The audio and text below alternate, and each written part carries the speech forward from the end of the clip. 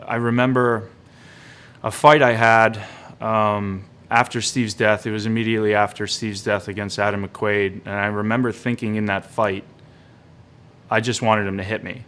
I was in that much pain where I just wanted to feel something else.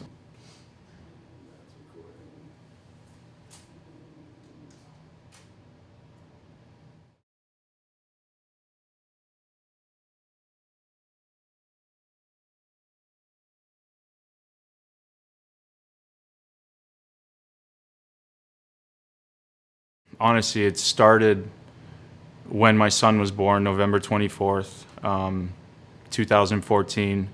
But before he was born, my aunt ended up passing away November 6th, followed immediately by Clint Reif's suicide and death in December, followed by Steve Montador's death in February, followed by my concussion in April.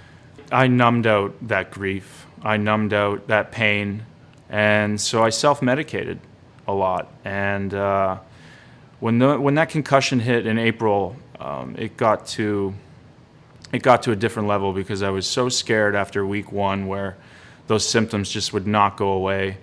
The depression, the mood swings, the anxiety, the fear, the stress just really started to become unbearable.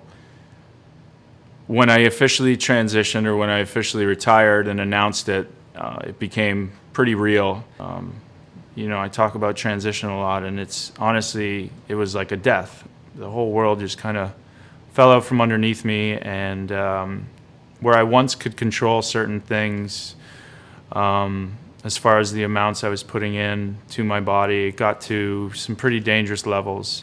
Ultimately, I knew what I was doing to myself. I was dying a very slow death every day, and I remember I was upstairs in my house, and my son was just kind of looking up at me,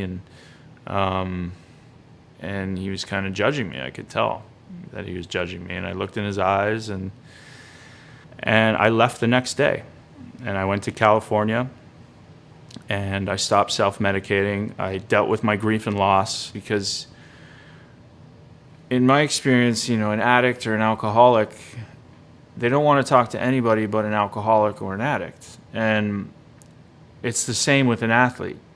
And I wouldn't have a platform to help guys unless I struggled through what I struggled through, because that gives me substance. In saying that, and in saying all of this, with Chapter 5, one of the biggest things that I've realized, and one of the biggest things that got me out of that depression, is a resource network. So one of the big crucial things that we've figured out as far as the programming is that there needs to be a piece for the wives, because they really do hold the key to life or death. And I don't say that lightly, because if Ella would have left me with my son, I don't know if I'd be here today. So Chapter 5 aims to be that trusted advocate where you can come and you can call, you can email, and you can say whatever is on your mind, and know that it will not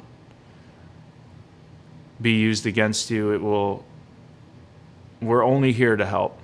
And that is the main goal. I just do not want guys to have to go through that 8-9 month period of hell and mental anguish that I went through.